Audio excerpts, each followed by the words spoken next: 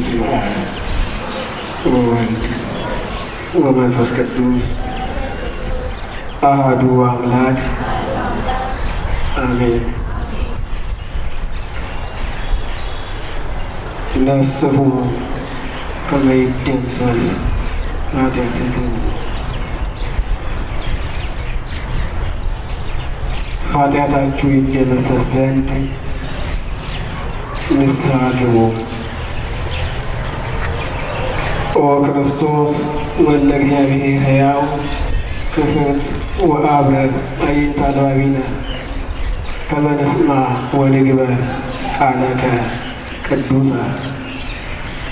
አቤቱ የሕያው እግዚአብሔር ልጅ ሕያው ክርስቶስ ሆይ ቅዱስ የሆነውን ቃልህን እንሰማና እንሰራበት ዘንድ የልቡናችንን ዓይኖች ታበራና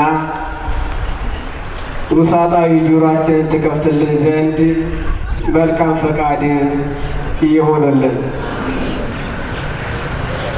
የተከበሩ መምህራችን መምህር ቀሲስ ሰምረአብ ካሳ የዚህ ታላቅ ገዳምና ካቴድራል ዋና ጸሐፊ፣ የተከበሩ መምህራችን መምህር አብርሃም ጥልዬ እዚሁ ገዳምና ካቴድራል የስብከተ ወንጌል መምሪያ ክፍል ኃላፊ፣ ክቡራን መምህራነ ወንጌል፣ ሊቃውንተ ቤተ ክርስቲያን፣ አዕይንተ እግዚአብሔር አበው መነኮሳት፣ ልዑካነ ምስጢር፣ አኀው ዲያቆናት፣ በዚህ ጉባኤ ላይ ተገኝታችሁ በእግዚአብሔር ቃል ለማረፍ የተሰበሰባችሁ የእግዚአብሔር ልጆች፣ አባቶች፣ እናቶች፣ ወንድሞች፣ እህቶች፣ በዕድሜ ሕፃናት የሆናችሁ ሁላችሁ በክርስቶስ ሆኖ ሀሳባችሁንና ልባችሁን በሚጠብቀው አይምሮንም ሁሉ በሚያልፈው በእግዚአብሔር ሰላም ሰላም እላችኋለሁ። እንደምን ከረማችሁ? የከረማችሁ ብቻ እንደምን ከረማችሁ? ያመሻችሁ እንደምን አመሻችሁ?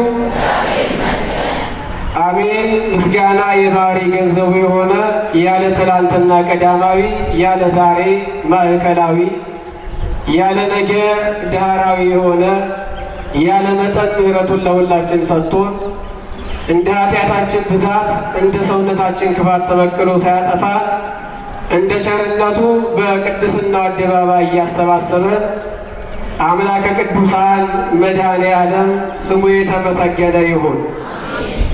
ቃል የወረደባት ዙፋን፣ ሥጋ ያረገባት መሰላል፣ እግዚአብሔር ሰውን ያየባት መስታወት፣ ሰው ወደ እግዚአብሔር የደረሰባት ተንከተም ድልድይ እመቤታችን ሰዓሊተ ምሕረት አቁራሪተ መዓት ቤተ ጸሎት መዝገበ ጸሎት ምዕራገ ጸሎት ድንግል ማርያም ስሟ ለዘወትርና ለዘላለም እየተመሰገነ ይሁን።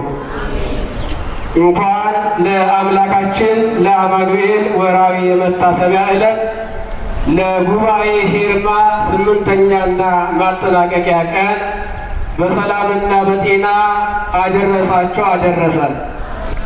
እዚህ ያደረሰን የቅዱሳን አምላክ እግዚአብሔር ስሙ ለዘወትርና ለዘላለም እየተመሰገነ ይሁን። ኃጢአታችሁ ይደመሰስ ዘንድ ንስሐ ግቡ። የሐዋርያት ሥራ ምዕራፍ 3 ቁጥር 20 ላይ ተጽፎ የምናገኘው የእግዚአብሔር ቃል ነው። በዚህ ርዕስ የተነሳ ነው ያለ ምክንያት አይደለም። እንደሚታወቀው ብዙዎቻችሁ ይሄ ጉባኤ ከተጀመረ ሳታቋርጡ ዛሬ 8ኛ ቀን ላይ ደርሳችኋል። የጉባኤው መጨረሻ ግቡ ሁላችን ንስሐ እንድንገባ ነው። ጉባኤ መስራት ለታይታ ብቻ አይደለም። በሌላ ርዕሰ ጉዳይ ልነሳ ፈልጌ ነው እኔም አስቤ የመጣሁት። ነገር ግን ከዝማሬውም እንደተመለከታችሁት ስለ ንስሐ ነው ዝማሬው። ቀጣዩም አብይ ጾም የምንቀበልበት ዛሬ የመጨረሻ ወይም የቅበላ ዕለት ነው። ከዚህ የተነሳ ጾሙን እንዴት መጾምና መክረም እንዳለብን በጥቂቱ እንመለከታለን። የምስጢር ባለቤት እግዚአብሔር ምስጢሩን ገልጦልን የራቀውን አቅርቦ የረቀቀውን አጉልቶ እንዲያስተምረን መልካም ፈቃዱ ይሁንልን። ድምፃችሁን ከፍ አድርጉና ኃጢአታችሁ ይደመሰስ ዘንድ ሁላችሁ ድምፃችሁ ከፍ ይበል ያልኩት ገና ጾሙ ሳይጀምረው ድምፃችን ነው የተሰረቀ መሰለኝ። ስለዚህ ድምፃችሁ ከፍ ይበል። ኃጢአታችሁ ይደመሰስ ዘንድ ንስሐ ግቡ። አምላካችን ለንስሐ ሕይወት ሁላችንንም ያብቃል። የሐዋርያት ሥራ ምዕራፍ 3 ቁጥር 20 ላይ ተጽፎ የምናገኘው ኃይለ ቃል ነው። የኃይለ ቃሉ ተናጋሪ ሊቀ ሐዋርያት ቅዱስ ጴጥሮስ ነው። ኃጢአታችሁ ይደመሰስ ዘንድ ንስሐ ግቡ ብሎ ቅዱስ ጴጥሮስ የተናገረው በመጀመሪያይቱ የቤተ ክርስቲያን የልደት ቀን ቤተ ክርስቲያን የተወለደችበት ቀን በዓለ ሀምሳ ነው። በዛ ዕለት የተናገረው ኃይለ ቃል ነው። ኃጢአታችሁ ይደመሰስ ዘንድ ምን በሉ? በደንብ መልሱልኝ። ኃጢአታችሁ ይደመሰስ ዘንድ ንስሐ ግቡ ይላል ቅዱስ ጴጥሮስ። ሊቀ ሐዋርያት ቅዱስ ጴጥሮስ ማን ነው የሚለውን ለማንሳት ለትምህርታችን መሰረታዊ ጭብጥ አርዕስተ ጉዳዮችን ለመመልከት ያህል ቅዱስ ጴጥሮስ ከአሳ አጥማጅነት የተጠራ እግዚአብሔር ለሐዋርያት አለቃነት የሾመው ኋላ የመረጠውን ያከበረውን ጌታ የመንግሥተ ሰማያት መክፈቻ ቁልፍ በእጁ እንዲኖር ስልጣነ ክህነትን የሰጠውን አምላክ 3 ጊዜ ክዶታል። በአንጻሩ ደግሞ 3 ጊዜ የካደውን ጌታ በንስሐ አምኖታል። ቅዱስ ጴጥሮስ መውደቅንም ያውቃል፣ መነሳትንም በደንብ ንገሩኝ። መውደቅንም ያውቃል፣ መነሳትንም ያውቃል። የትምህርታችን ዓላማ በዚህ ዘመን በተለይ ያልወደቀ ሰውና ከእግዚአብሔር ጋር ያልተጣላ ትውልድ አይኖርም። ዋናው ግን መነሳት መቻል ነው። ቅዱስ ዮሐንስ አፈወርቅ መውደቅ አዳማዊ ነው። አዳማዊ ያልሆነ ሰው ሁሉ የሆነ ሰው ሁሉ በአጠቃላይ ይወድቃል። አለመነሳት ግን ዲያብሎሳዊ ነው ይላል። እንዲያውም ሊቃውንት ሲተረጉሙት አባታችን አዳምን እናታችን ሔዋንን አባታችን አዳምን ጠላታችን ዲያብሎስን የበደሉት በደል እኩል ነው። ልዩነቱ የአዳም መነሳትና የዲያብሎስ ደግሞ ወድቆ መቅረት ነው። አዳምም እግዚአብሔርን መሆን ተመኝቶ ነው የካደው። ጠላታችን ዲያብሎስን መፈንቅለ መንግሥት አውጆ ነው ወደ ጥልቁ ጨለማ ወደ በርባሮስ የወደቀው። ስለዚህ መውደቅ የእግዚአብሔር ልጆች አዳማዊ ነው። ወድቆ አለመነሳት ግን የማቃሪ ነው፣ ዲያብሎሳዊ መሆን ነው።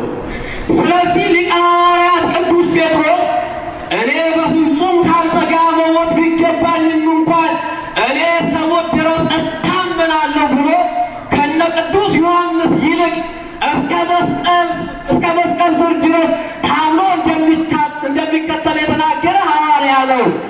ነገር ግን በአንደበታቸው ያልተናገሩ በልባቸው ግን ለመታመን የጸኑት እነ ቅዱስ ዮሐንስ እስከ መስቀል ስር ሲደርሱ ቅዱስ ጴጥሮስ ያኔ አንተ የሕያው እግዚአብሔር ልጅ ነህ ባለ አንደበቱ የምትይውን ሰውዬ አላውቀው ብሎ ክዷል። ስለዚህ ቅዱስ ጴጥሮስ መውደቅንን ያውቃል፣ መነሳትንም ደግሞ ያውቃል። ስለዚህ መውደቅን እናውቀው ቅዱስ ጴጥሮስ በኃጢአት የወደቀው፣ መነሳትን የሚያውቀው ሊቀ ሐዋርያት ቅዱስ ጴጥሮስ በንስሐ የተመለሰው ኃጢአታችሁ ይደመሰስ ዘንድ ምን በማለ ባካችሁ ነገር ኃጢአታችሁ ይደመሰስ ዘንድ ንስሐ ግቡ ይላል ቅዱስ ጴጥሮስ። ይገርማችኋል። ይህንን ቃል የተናገረው ቅድም እንደነገርኳችሁ በመጀመሪያይቱ የቤተ ክርስቲያን የልደት ቀን ተብሎ በቤተ ክርስቲያን በሚወሳው በበዓለ ሀምሳ ዕለት መንፈስ ቅዱስ ለሐዋርያት በወረደበት ቀን ማታ 9 ሰዓት ላይ የተናገረው ቃል ነው። ጠዋት መንፈስ ቅዱስ ወረደላቸው፣ 71 ቋንቋ ተገለጠላቸው፣ በ72 ቋንቋ የመናገር ብቃት ነበራቸው፣ ብዙዎችን አስተምረዋል። እና ቅዱስ ጴጥሮስ በአንድ ቀን ስብከቱ እየሰማችሁ ነው። ጠዋት እያስተማረ እያለ በአንድ ቀን ስብከቱ 3000 ሰው አሳመነ። በስንት ቀን ስብከቱ? በአንድ ስብከቱ ስንት ሺህ ሰው? መልሱልኝ። በአንድ ስብከቱ ስንት ሺህ ሰው? 3000 ሰው አሳመነ ቅዱስ ጴጥሮስ። እና እንደውም ታላቅ ቤተ ክርስቲያናችን ሊቅ ብፁዕ አቡነ ሽኖዳ ሳልሳዊ ዘግብፅ ይሄንን ሲተረጉሙት ቅዱስ ጴጥሮስ ይላሉ በቤተ ክርስቲያን የልደት ቀን ቤተ ክርስቲያን የምትከብረው በመብራት ነው። ጧፍ የማይበራባት፣ ሻማ የማይበራባት፣ ክርስቶስ ብርሃን ነው፣ ቅዱሳን ብርሃን ናቸው፣ መላእክት ብርሃን ናቸው ተብሎ የማይጠበቅባት ቤተ ክርስቲያን እሷ አዳራሽ እንጂ ቤተ ክርስቲያን አትባልም። ስለዚህ ቤተ ክርስቲያን በተወለደችበት በመጀመሪያው የቤተ ክርስቲያን የልደት ቀን ቤተ ክርስቲያን የምትከብረው አንዱ በመብራት ነውና 3000 ሰዎችን ብርሃን አድርጎ ለቤተ ክርስቲያን ልደት ቀን አቀረበላት ይላሉ። በአንድ ስብከቱ ስንት ሺህ ሰው ያሳምነው? 3000 ሰው። ይገርማቸዋል። እኛ ደግሞ በ3000 ስብከት አንድ ሰው ማሳመን አቃተን። ይህ ነው የሚፈልግ። በዚህ ሰሞን ዛሬ ስንተኛ ቀን ነው ጉባኤ? መልሱ። ስንተኛ ቀን ነው? 8ኛ ቀን ነው። 7 ቀን ሙሉ ብዙ መምህራን ደክመዋል። ብዙ ወንጌል ተሰብኳል። ግን የእግዚአብሔር ልጆች ስንቶቹ መምህራን የሆኑ አፍርተው የሄዱት፣ ስንቶቹ መምህራን የሆኑ ለንስሐ ያበቁት። ወንጌል ከብሉይ ኪዳን እስከ አዲስ ኪዳን ተሰብኳል ብዙ ጊዜ። የእግዚአብሔር ልጆች ችግሩ ከእኛ ከእናንተ የሚሆኑና በ3000 ስብከት አንድ ሰው መመለስ እየከበደን መጣ ዛሬ። ቅዱስ ጴጥሮስ ግን በአንድ ስብከቱ ስንት ሺህ ሰው? 3000 ሰው አሳመነ። ለዛም ሲተረጉሙት እንደው በአንድ ስብከቱ 3000 ሰው አሳመነ። ኢየሱስ ክርስቶስን አላውቀውም ብሎ የካደው ስንት ጊዜ ነው? እባካችሁ ንገሩ፣ ስንት ጊዜ? አንዱ ቅዱስ ጴጥሮስ 3 ጊዜ ክዶታል። አንድ የለካድኩበት 1000 ሰው አሳመንኩልህ አለው። 2 ጊዜ የለካድኩበት 2000 ሰው አሳመንኩልህ አለው። 3 ጊዜ የለካድኩበት 3000 ሰው አሳመንኩልህ። ጌታ ሆይ የቀደመ በደሌን እባክህ አታስብብኝ። ከዚህ በኋላ ገና አንተ ለምትልከኝ መልእክት በታማኝነት የማገለግል እሆናለሁ። አንተ ብቻ አግዘኝ ጌታ ሆይ፣ ያኔ የበደልኩህን በደል እባክህ አትቁጠርብኝ አለው ይላል። የእግዚአብሔር ልጆች አሁን ቅዱስ ጴጥሮስ እነዚህን 3000 ሰዎች ካሳመነ በኋላ እነኚህ ሰዎች ወደ ቅዱስ ጴጥሮስ መጥተው ምን እናድርግ አሉት። እየሰማችሁ ነው?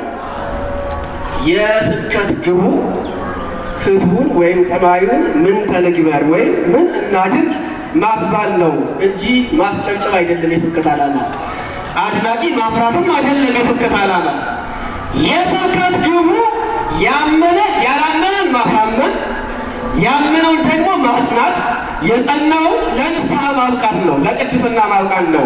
የቤተ ክርስቲያን የስብከት አገልግሎት ዓላማ እነዚህ 3 ናቸው። ያላመነውን ማሳመን፣ ያመነውን ደግሞ ማጽናት፣ እንዲጸና ማድረግ። አምኖ ከመካድ እግዚአብሔር ይሰውረን በእውነት። ያላመነውን ማሳመን፣ ያመነውን ማጽናት፣ የጸናውን ለቅድስና ማብቃት ነው። ስለዚህ እነዚህ መብቃት የፈለጉ ሰዎች የሚጠይቁት የመጀመሪያው ጥያቄ ተምሬያለሁ፣ ወንጌል ተነግሮኛል፣ ተሰብኬያለሁ፣ ስለዚህ ምን ላድርግ ነው ጥያቄ መሆን ያለበት። እና ቅዱስ ጴጥሮስን ምን እናድርግ አሉት። የስብከት ግቡ ምን ስለሆነ ምን እናድርግ ማስባል ስለሆነ ነው እንጂ ማስጨብጨብ አይደለም፣ አድናቂ ማፍራት አይደለም። እንደውም በአንድ ወቅት ላይ ቅዱስ ዮሐንስ አፈወርቅ እንደዚህ ወንጌል እየሰበከ እያለ ብዙ ምዕመናን ያዳምጣሉና አሉ ከሚባሉ ታላላቅ የቤተ ክርስቲያን ሊቃውንት አንዱ ነው ቅዱስ ዮሐንስ አፈወርቅ። እና ይሄ ቅዱስ ዮሐንስ አፈወርቅ ወንጌል እየሰበከ እያለ ብዙ ሰዎች ለካ እሱ በሚናገረው ወንጌል ልባቸው ተነክተዋል። እና ልባቸው መነካት ብቻ አይደለም፣ እና ብዙ ሰዎች ወንጌል አስተምረውናል፣ ነገር ግን አንተ ስታስተምረን እጅግ ይደንቀናል አሉት። እየሰማችሁ ነው? ብዙ ሰዎች ሰዎች እኮ ወንጌል ሰብከዋል። ልክ ነው። የመምህራን ጸጋ ያሉ ጸጋ ከአንዱ ይለያል። ግን የትኛው መምህር ይስበክ የሚሰብከው ምንድን ነው? ንገር፣ ምንድን ነው? ወንጌል ነው። ወንጌል ነው።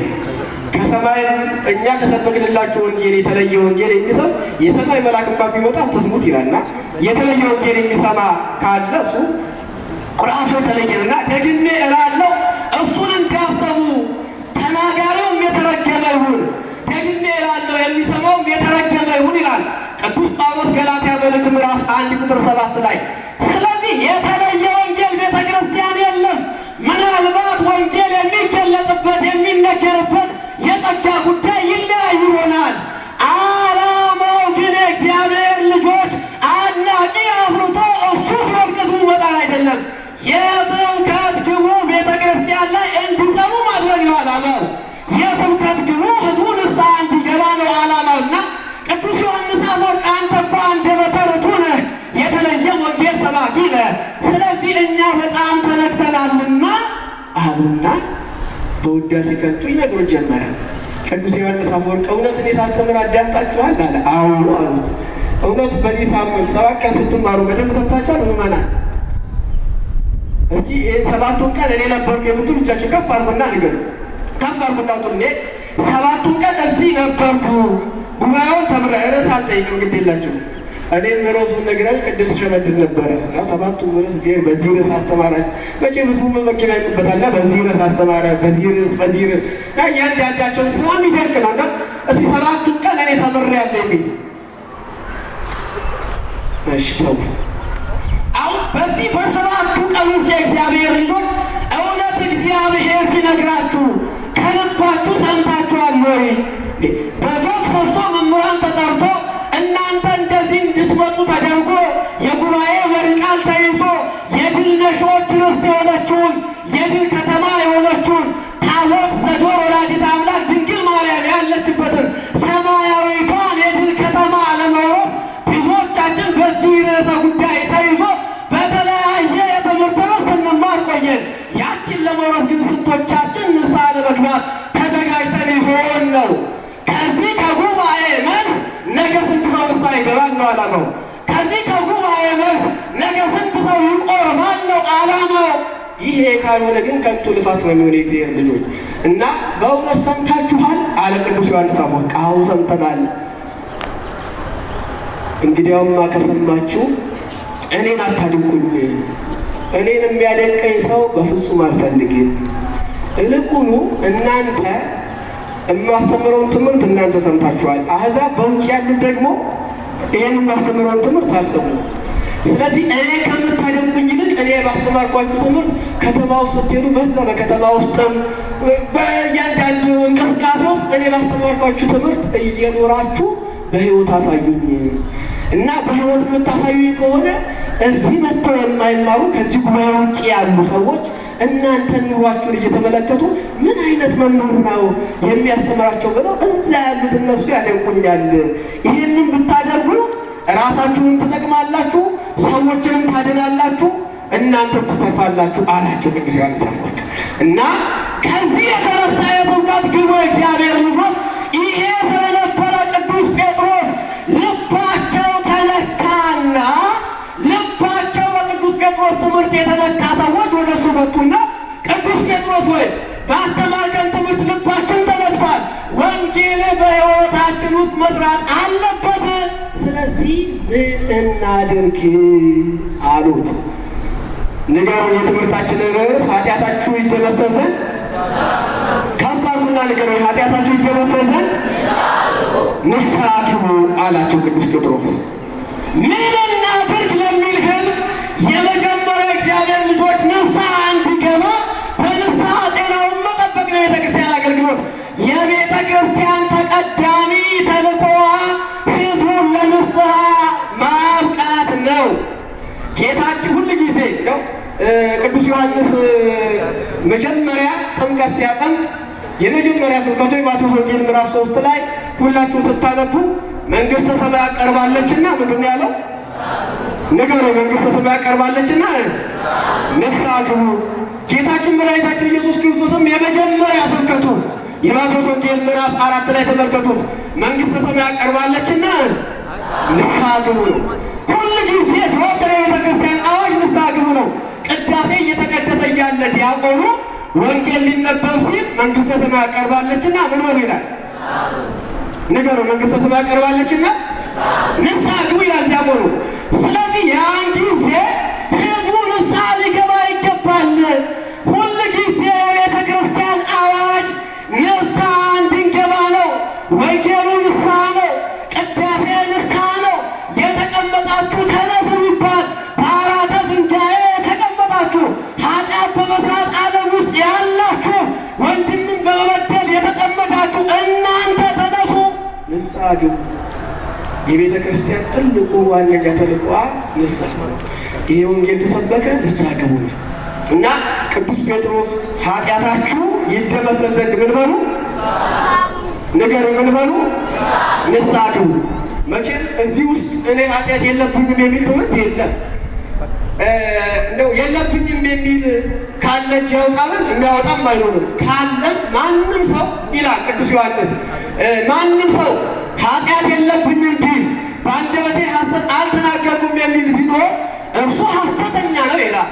ከዚህ የተነሳ ኃጢአት የሌለበት ትውልድ አይኖርም። ግን ከዚህ ከኃጢአት ለመንጻት ኃጢአታችን ይደመሰስ ዘንድ ዋነኛው መፍትሄ ምንድን ነው? ንገሩ፣ ምንድን ነው? ኃጢአት የሚሰራ ሰው ዓይኑ የታወረ ነው ይላል ቅዱስ ዮሐንስ በራእዩ ላይ ምዕራፍ 3 ላይ ዓይኖች ይላል አጥርተው መመልከት ይችሉ ዘንድ ከእግዚአብሔር ዘንድ የታዘዘችውን ኩል ግዛ፣ ያው ንስሐ ነው ይላል። ተመልከቱ መጽሐፍ። ዓይኖቻችን አጥርተው መመልከት። አንድ ሴት ዓይኗን በጣም ለማስዋብ ከተፈለገች የመጀመሪያው ኩል ነው የምትኳለው አይደል? አንዳንዱ ተቀነደበች ሊለው ይችላል፣ ተኳለች ይላል የሚባለው።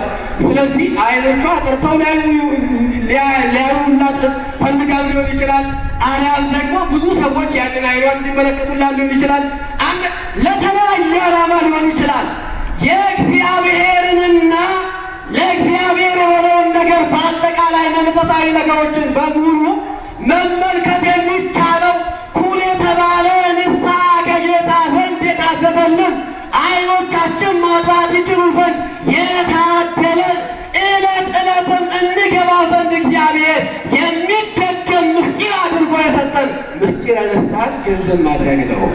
ያ ከሆነ እግዚአብሔር ልጆች ኃጢአቶቻችን ይደመሰሳሉና ስለ ንስሐ ብዙ ማለት እንችላለን። እንደው የተወሰኑ ነጥቦችን ለማንሳት ያህል እኛ ለምን ንስሐ እንገባለን ካልን እየሰማችሁ ነው። ንስሐ ከሰባቱ ምስጢራተ ቤተ ክርስቲያን መካከል አንዱ ነው እና የሚደገም ምስጢር ነው። እግዚአብሔር የሰውን ልጅ ድካም ያውቃል። የሰውን ልጅ ድካም የሚያውቀው እግዚአብሔር የሚደገም ምስጢር፣ ዛሬ ንስሐ ብንገባ ነገ እንበድላለን። ከዚያ አኳያ ዛሬ ንስሐ ገብተን ነገ የምንበድል ከሆነ ደግሞ ነገ ንስሐ እንድንገባ እግዚአብሔር ሁል ጊዜ እየተደጋገመ የሚተላለፍልንን ምስጢር የሚፈጸምልንን ምስጢር ሰጥቶናል። ስለዚህ ሰው ለምን ይበድላል ካልን ኃጢአት ይሰራል። ኃጢአት የሰራ ሰው ንስሐ መግባት አለበት። ምክንያቱም ካልተነሳ ከእግዚአብሔር ጋር መኖር አይችልም። ካልተነሳ የድል ከተማ የሆነችውን ሄርማ የተባለችውን መውረስ አይችልም። ካልተነሳ ሰማያዊቷ ኢየሩሳሌምን ገንዘብ ማድረግ አይችልም። ካልተነሳ በፍርድ ሰዓት በእግዚአብሔር ቀኝ መቆም አይችልም። ወድቆ መቅረት የለበትም። ስለዚህ ሰው በድሏል። እንደውም ለእማ በሰሰብ ላይ ለሰብ በማረ እግዚአብሔር ይጼልዩ ሎቶ ሰው ሰውን የሚበድል ከሆነ እኮ ከእግዚአብሔር ዘንድ ይለመንለታል። ወለእማ በሰ ላይ ለእግዚአብሔር ባለመኑ ይጼልዩ ሎቶ ሰው እግዚአብሔርን ከበደለ ግን ከማ ይለመንለታል ይላል። ለዚህ መድኃኒቱ ንስሐ ሰው እግዚአብሔርን የበደለበት ዘመን ቢኖር ይሄ ዘመን ነው። ብዙ ጊዜ የምናገረው የዳዊት ትርጓሜ መጽሐፍ ነው። ሰው እግዚአብሔርን ከበደለ እግዚአብሔር ልጆች ዋነኛ መፍትሄ ማረኝ ብሎ እግዚአብሔር የሰውን ድካም ያውቃል። ልክ ነው። ስለዚህ ማረኝ ብሎ በንስሐ ወደ እግዚአብሔር ሊመለስ ይገባል። ምክንያቱም ካህናት አባቶች ይቅር ያሉት በምድር ላይ በሰማይም ይቅር ይባላልና ይህን ስልጣን የሰጣቸው እግዚአብሔር ነው። እግዚአብሔር ደግሞ በቃሉ የታመነ ነው ተብሎ ተጽፏል። ከዚያ አኳያ እግዚአብሔር ልጆች ሁል ጊዜ እንበድላለን። እግዚአብሔር እግዚአብሔርን የበደልንበት ያሳዘንበት ዘመን ቢኖር ይሄ ዘመን ነው። ይሄ ኃጢአት ነው። ኃጢአት ማጣት፣ ኃጢአት እግዚአብሔርን ማጣት የሚል ትርጉም ያለውና እግዚአብሔርን ያጣንበት እኛ በራሳችን ፈቃድ ወደ ዲያብሎስ የተማረክንበት ወደ ዓለም ገብተን የሰጠንበት ከእግዚአብሔር የተለየንበት ጊዜ ነው። ለዚህ መድኃኒቱ ምን ማለት ነው? መልሱ ምን ማለት ነው? ንስሐ መግባት ነው። ኃጢአታችሁ ይደመሰስ ዘንድ ምን በሉ ስለተባለ ንስሐ ግቡ። እንደው ለማስረዳት ያህል በሚገባችሁ ቋንቋ አንድ ሰው የእባጭ ቁስል ቢይዘው የሚበጣው በምንድን ነው? ንገሩን። እባጩን በምላጭ ነው ይበጣው አይደለ? እባጭ ራሱ ምላጭ ራሱ እባጭ ቢሆንስ በምን ይበጣል? መበጣት አይችልም አይደል? ወይም ደግሞ አንድ ሰው ምግብ እየተመገበ እያለ ቢያንቀው ጉሮሮ የሚውጠው በምንድን ነው? ይሰማል? እሱ ጋር የሚውጠው በምንድን ነው? በውሃ ነው አይደል? ውሃ ራሱ ቢያንቀውስ መዋጫ ይኖራል? ከባድ ነው። ስለዚህ እግዚአብሔርን መበደል ይሄን ያለ ይበቃ። ለዚህ ዋነኛ መፍትሄ ንስሐ መግባት ነው። ንስሐ ለምን እንገባለን ከተባለ እግዚአብሔር ንስሐ እንድንገባ ስለሚፈልግ ነው። የመጀመሪያው ማን ንስሐ እንድንገባ ይፈልጋል? ንገሩን እባካችሁ ንገሩ። ማን ንስሐ እንድንገባ ይፈልጋል? እግዚአብሔር ንስሐ እንድንገባ ይፈልጋል። ከዚህ አኳያ እኛ እግዚአብሔር ራሱ ንስሐ እንድንገባ ከወደቅንበት እንድንነሳ ይፈልጋልና ንስሐ እንገባለን። ለምሳሌ ማስረጃችን ኦሪት ዘፍጥረት ምዕራፍ 3 ላይ ቁጥር 1 ጀምሮ ተመልከቱት። አባታችን አዳም በገነት አትብላ የተባለውን ዕፀ በለስ በላ።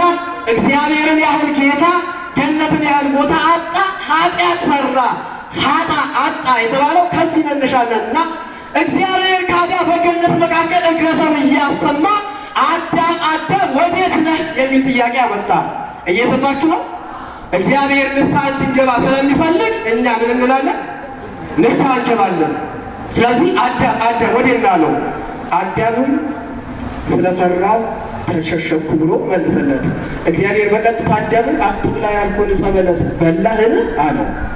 አትብላ ያልኩህን ዕፀ በለስ ምን አልካለው? እግዚአብሔር በላህን አለው። አሁን አዳም መብላቱን እግዚአብሔር ያውቃል አያውቅም? ንገሩ። ያውቃል አያውቅም? ያውቃል። ቅዱስ አትናቴዎስ እምቅድመ ይፍጠሮ ለአዳም ያምር ግብሮ፣ አዳምን ሳይፈጥረው በፊት የአዳምን ስራ እግዚአብሔር ምን ይል ነበር?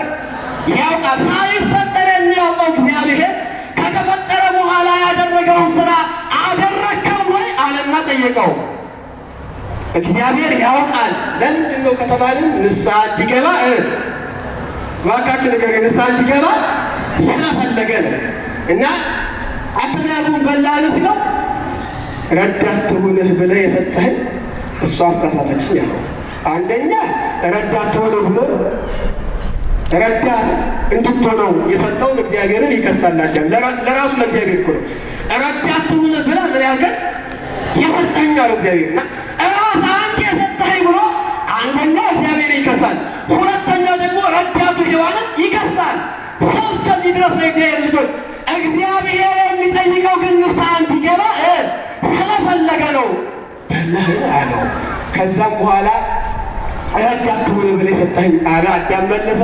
እግዚአብሔር አሁንም አዳምን ይጠይቀዋል ንስሐ እንዲገባ። እኛ በአዳም አንፈርድም። ብዙዎቻችን ኃጢአት ሰርተናል። ራሳችን በአዳም ቦታ አድርገን እንደው አትብላ ያልኩህን ዕፀ በለስ በላህን፣ አትብላ ያልኩህን ኃጢአት እግዚአብሔር ሰራህን ብሎ ቢጠይቀን እግዚአብሔር ስንቶቻችን መልሳለን? እንደውም ቅዱስ ዮሐንስ ምን ይላል? አባ ጊዮርጊስ ዘጋስጫ ይቅርታ፣ አዳምና ሔዋን እግዚአብሔርን በደሉ ብለህ አትፍረድባቸው። አንተ ራስህ ማነህ? ፈራጅ እኮ እግዚአብሔር ነው። አዳምና ሔዋን ዕፀ በለስን ስለበሉ እኔ ሞትኩ ብለህ የምትፈርድ ከሆነ ራስህን እግዚአብሔር እያደረግህ ነውና ፈራጅ እግዚአብሔር ብቻ ነው ይላል። ብዙዎቻችን በአዳም ምክንያት እንዲሆንን ምንም ብዙ ሰዎች ኖራል። ስለዚህ ብዙዎቻችን የእግዚአብሔር ልጆች ኃጢአት ሰርተናል። ዛሬ እግዚአብሔር ቢጠይቀን ኃጢአት ያልሰራ የለም። ንስሐ ልንገባ ይገባል።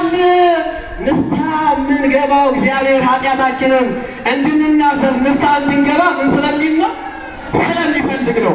አሁን ለማን እናዘዝ ካለን አንደኛ ለራሳችን ነው የምናዘዘው፣ ሁለተኛ ለካህናት፣ ሶስተኛ ለእግዚአብሔር ነው የምናዘዘው። እነዚህ ሁለቱ ምስጢራት ለካህናትና ለእግዚአብሔር የምናዘዛቸው ሁለቱ ምስጢራት አንድ የሚፈጸሙ ነው። ተናዘዝ ማለት ቅዱስ ዮሐንስ በወንጌሉ ላይ ይነግረናል። እንዲሁም በመልእክቱ ላይ አስቀምጦልናል። እርስ በርሳችሁ ኃጢአታችሁን ተናዘዙ ይላል። ለራሳችሁ ተናገሩ ማለት ነው። እና ምንድነው እሱ እንግዲህ ጥቅሙ ካልን ኃጢአታችንን ካህኑ ፊት ቀርበን ስንናገር እንዳናፍር ነው። እንደውም በውዳሴ አምላክ ድርሰቱ ላይ አባ ጊዮርጊስ ዘጋስጫ ነፍሴ ሆይ ይላል። ድምፃችሁን ከፍ አድርጉና ንገሩ። ነፍሴ ሆይ በሉ ሁላችሁ ከፍ አድርጉት። ነፍሴ ሆይ ዛሬ የት ዋልሽ? ምን ስትሰሪስ ዋልሽ? ተናገሩ። ከማን ጋር ቀጠሮ ያዝሽ? ከእግዚአብሔር ጋር ነውን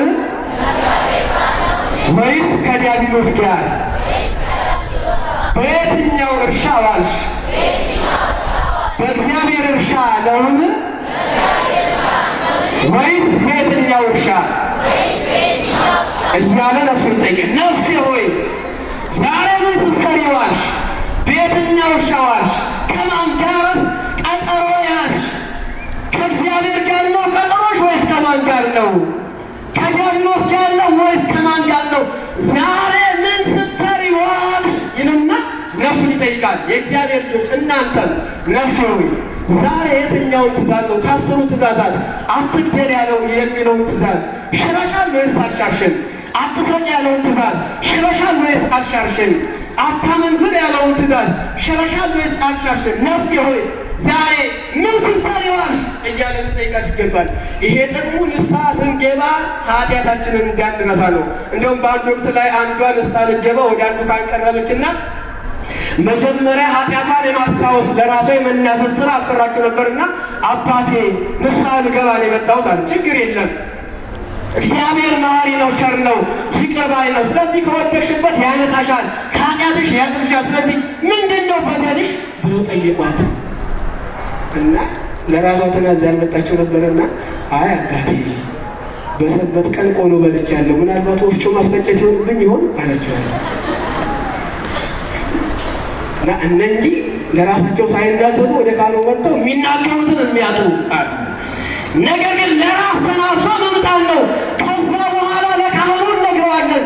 ንስሐ ማለት አንደበትን ከሳሽ፣ ሕሊናን ወቃሽ፣ ካህኑ ምስክር፣ እግዚአብሔርን ዳኛ አድርጎ ማቅረብ ነው። ንስሐ አንደበታችን ኃጢአታችንን ይከሰናል፣ በሕሊናችን ይወቅሰናል። ካህኑ ደግሞ ምስክር ይሆንብናል። እግዚአብሔር ዳኛ ፈራጅ ሆኖ ካህኑ ጋር ስንቀርብ ኦ ካህናት አንትሙ ውእቱ አዕይንተ እግዚአብሔር ብሩሃት፣ እናንተ ካህናት ሆይ ብሩሃት የሚሆነ እግዚአብሔር ዓይኖች ናችሁ እኮ እንዲል ቅዱሳት ናቸው። በቅዳሴው ላይ የእግዚአብሔር ዓይኖች ናቸውና ካህናት በካህናቱ ፊት ንስሐ እንገባለን። እግዚአብሔርን የእኛም በደል የሚመለከትበት ዓይኖቹ አባቶች ካህናት ናቸው። እነሱም ልክ ንስሐ ስንገባ ምንድን ነው የሚሉት? ከኃጢአት ማሰሪያ ነገሩ ከኃጢአት ማሰሪያ እግዚአብሔር ምን ይበል ይፍታ። ስልጣን አላቸው፣ መፍታት ይችላሉ። ግን ማን ይፍታ ይላሉ? ለዚህ የሰጠኝን ሰጠሁት የሚለው የወንጌላችን ትርጓሜ ይሄ ነው። የሰጣቸውን እግዚአብሔር ሆይ ለአንተ ነው የሚገባው፣ በእኛ ተገብተህ አንተ ይቅር በላቸው። እማይሰራ ኃጢአት ከኃጢአት ማሰሪያ እነዚህ ህዝቦች የተፈቱ ይሁኑ፣ በአንተ ስም እግዚአብሔር ይፍታ ብያለሁ ብሎ ካህኑ ያሰናብታል። ያን ጊዜ እናንተ በምድር የፈታችሁት በሰማይ ምን ያለ ነው? ንገሩኝ። በሰማይ የተፈታ ነው ስለሚል እግዚአብሔር እኛ በምድር ላይ በአባቶች ካህናት ፊት ንስሐ እንገባለን፣ ለእግዚአብሔርም በዛው እንናገራለን። እግዚአብሔርም በአባቶች ካህናት አማካኝነት እኛን ከኃጢአታችን ያጥበናል። ኃጢአታችን በንስሐ ይደመሰስልናል። ኃጢአታችሁ ይደመሰስ ዘንድ ምን አድርጉ? ንገሩ። ኃጢአታችሁ ይደመሰስ ዘንድ ንስሐ ግቡ። የእግዚአብሔር ልጆች ንስሐ ልንገባ ይገባል። ትምህርቴን ጨርሻለሁ። ብዙዎቻችሁ እንግዲህ ዛሬ እቀበላለሁ። ከዚህ በኋላ መቆየት አልፈልግም። ግፋቢል 3-4 ደቂቃ ነው ፈጀው። ዛሬ የመጨረሻ ዕለት ነው። ከነገ ጀምሮ ዛሬ መቼ መሽቷል ብለን ነው። የመዳን ቀን ግን ዛሬ ነው። ከዛሬም ደግሞ አሁን ነው። ስለዚህ ንስሐ ልንገባ። ለኃጢአት ቀጠሮ መያዝ በፍጹም ዛሬ ብዙ የኃጢአት ቀጠሮ የያዙ ወገኖች ይኖራሉ።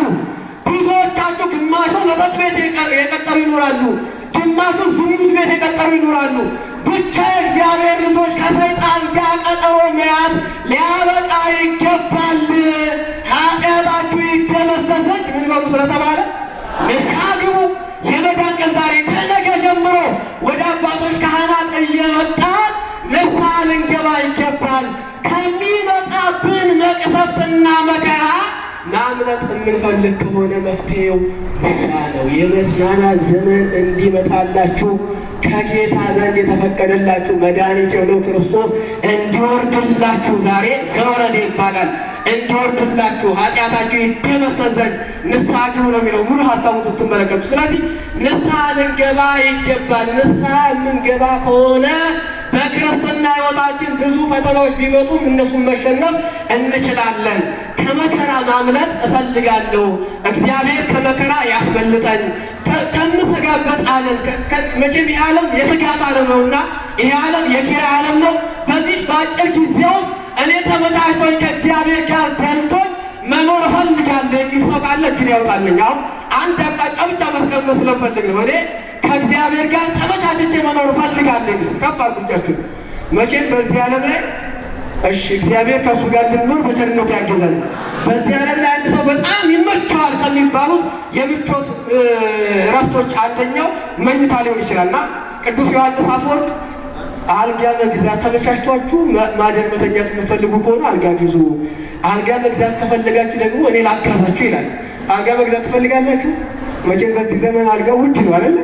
አልጋ ውድ ነው የሚገዛው እና ቅዱስ ዮሐንስ አፈወርቅ እኔ አልጋ መግዛት የምትፈልጉ ከሆነ እማጋዛችሁ እኔ ነኝ። ምኑን እባካችሁ ንገሩኝ። ምኑን? ከእግዚአብሔር ጋር በምቾት የሚያኖር አልጋ ነው ይላል። ያ አልጋ በወርቅ የተሰራ አይደለም፣ በእንጨትም የተሰራ አይደለም፣ በብረቱም የተሰራ አይደለም። ያ አልጋ የድሃ አልጋም አይደለም፣ የንጉሥ አልጋ ነው ይላል። የምን አልጋ? የንጉሥ አልጋ። ንጉሥ ምድርን የገዛ አንቀጠቀጠ፣ ለ40 ዓመት ሙሉ በእስራኤል ላይ የፈረደ መልካም የሆነው እግዚአብሔር በሕይወቱ ሲፈርድለት በሕይወቱ ሞገስ ሆነው የቆየ የንጉሡ የዳዊት አልጋ ነው ይላል። የማልጋ ንገር፣ የማልጋ ያ አልጋ ደግሞ በወርቅና በብር በብረት የተሰራ አልጋ እንዳይመስልህ ከእንባ የተሰራ አልጋ ነው ይላል። ከምን የተሰራ አልጋ ንገሩኝ? ከምን? ለዛ ነው መዝሙር 4 መዝሙር 6 ተበልኩ ሌሊቱን በሙሉ በእንባዬ አልጋዬን አራስኩት ይላል ዳዊት። ሌሊቱን በሙሉ ያለቅሳል። ሌሊቱን በሙሉ ተመቻችቶ ያደረው በስጋ እያለቀሰ ነው፣ በመንፈስ ግን ከእግዚአብሔር ጋር ይኖራል። ያ ምንድን ነው ካላችሁ ንስሐ ነው። ንስሐ ነው። ስለዚህ ኃጢአታችን ይደመሰስ ዘንድ ምን በሉ? ንገሩ፣ ምን በሉ? አሁን ጾም መጥቷል። መቼም ጾም ስንጾም ንስሐ በመግባት ነው። እንደውም ቅዱስ ያሬድ ንጹም ጾመ ወናፍቅር ቢጸነ ወንትፋቀር በበይናቲነ። ጾምን እንጹም። ጾምን ስንጾም ደግሞ ባልንጀራችንን እንውደድ። ባልንጀራችንን መውደድ ብቻ አይደለም፣ እርስ በራሳችን ምን እንበል? እንዋደድ ይሉና ይጹም እዝን ጾም ምናልባት ከስጋ መከልከል ብቻ አለመሆኑ ሲናገር ይጹም እዝን እንሰሚያ ህሱም፣ ጆሮ ደግሞ ክፉ ከመስማት ይጹም፣ ዓይንም ክፉ ከማየት ይጹም፣ አንደበትም ክፉ ከመናገር ይጹም ይላል። ይሄንን ይወስድና የቤተ ክርስቲያናችን ሊቅ ማር ይስሐቅ እንዲህ ይላል። እስቲ ድምፃችሁን ከፍ አድርጉና ጾም እሰ በሉስላችሁ ተናገሩ። ጾም እሰ እማ ለጸሎት በሉት። ጾም እሰ እማ ለጸሎት ወእህታ ለአርምሞ በሉት። ወእህታ ለአርምሞ ወነቃ ለአንብብ። ጾም ይላል የጸሎት እናት ናት። በሉት። ጾም የጸሎት ምንድን ናት? እናት ናት። የሚጸልይ ሰው ጾም ከሌለችበት ጸሎቱ ከንቱ ናት። ስለዚህ የጸሎት እናት ምንድን ነች? ጾም ናት። የዝምታም እህት ናት። ማ እባካችሁ ነገርማ ጾም የዝምታም እህት ናት። ብዙ ሰዎች እነ ቅዱስ አርሳዶስ መቼም ኃጢአት ከሚሰራባቸው 3 መንገዶች አንደኛው በማሰብ ነው፣ ሌላኛው በመናገር ነው፣ ሌላኛው በመስራት ነው ኃጢአት የሚሰራው እና ንስሐ የምንገባው ከእነዚህ ሁሉ ነው። ሰው እግዚአብሔር ልጆች ኃጢአት ከሚሰራባቸው አንደኛ መንገድ ደግሞ መናገር ነው። ወእህታ ለአርምሞ የዝምታ ምንድን ናት? እህት ናት። እህት ናት። ብዙ አባቶቻችን ወሶበ ተናገርኩ ጽድቀ ሰባዝንቱ ዓለም ያስፈራኒ እውነትን ብናገር ይሄ ዓለም ያስጨንቀኛል። ወሶበ ተናገርኩ ሐሰተ ኩነኔ ዚአከ ያደነግጸኒ ሐሰትን ብናገር ደግሞ የአንተ ፍርድ ያስፈራኛል። ከዚህ ሁሉ ዝምታ ምን ይለኛል ይሻለኛል ብሏል። እና ቅዱስ አርሳዲዎስ ብዙ ጊዜ ተናግሬ ተጸጽቻለሁ፣ ዝም ብዬ ግን አንድ ቀን ተጸጽቼ አላውቅም ይላል። የሚጾም ሰው ዝምታን ያበዛል። ዝም የሚል ሰው እግዚአብሔር ልጆች ኃጢአቱ ምን ይለለታል? ንገሩ፣ ኃጢአቱ ምን ይለለታል? ዝም የሚል ሰው ይደመሰስለታል። ወደ ቃል አንድ ዝም የሚል ሰው የሚጾም ሰው የዝምታ እህት ናት፣ የእንባ ደግሞ ምንጭ ናት። መቼም ስንጾም ንስሐ ልንገባ ይገባል። ከኃጢአታችን ልናለቅስ ይገባል። ክቡር አባታችን በመካከላችን እየመጡ ነው። ሁላችሁም አንድ ቆም በሉ። እሺ፣ ክቡር አባታችን ስለመጡ እናመሰግናለን። አራት በሉ ሁላችሁም። እኔ ጨርሻለሁ። ከዚህ በኋላ የእነሱ መርሐ ግብር ስለሚሆን ማለት ነው።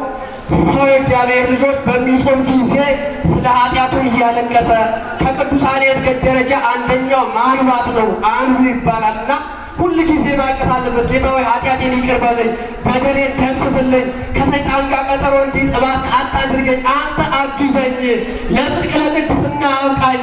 አንተ የሞትክልኝ እኮ ለእኔ ነው፣ የተንገላታህልኝ ለእኔ ነው፣ የተሰቃየህልኝ ለእኔ ነው። የእኔ ኃጢአት ይደመሰስ ዘንድ ነው በደም የገዛኸኝ። ስለዚህ ጌታ ሆይ እባክህ ለቅድስና አብቃኝ እያሉ የሚጸልዩ ሰው የሚጾሙ ሰዎች ያለቅሳሉ፣ ያነባሉ። ያ የሚሆን ከሆነ እዛ ሁሉ እናት ጾም ናት። ወጥንተ ነገር ለኩሉ ሰናየ ገድል፣ መልካም ስራ ለመስራት ሁሉ መጀመሪያዋ ጾም ናት። ንስሐ ለመግባት መጀመሪያ ጾም ናት። ሥጋው ደሙን ለመቀበል መጀመሪያ ጾሙ መጸለይ ነው፣ ንስሐ መግባት ነው። ወንጌል ለመማር መጾም ያስፈልጋል። በአጠቃላይ መንፈሳዊ ስራ ለመስራትና ጠላት ዲያብሎስን ድል ለማድረግ ጾም ያስፈልጋል። ከኃጢአታችን ተደምስሶልን የድል ነሾች ከተማ የሆነችው ቅዱሳን አባቶቻችን የወረሷትን እነ ቅዱስ ጊዮርጊስ ያገኟትን ያችን ሰማያዊቷን ኢየሩሳሌምን ለመውረስ ንስሐ መግባት ዋነኛ መፍትሄ ነው። ኃጢአታችሁ ይደመሰስ ዘንድ ምን በሉ? እግዚአብሔር ንስሐ ሕይወትን ገንዘብ እንድናደርግ በቸርነቱ ያግዘን።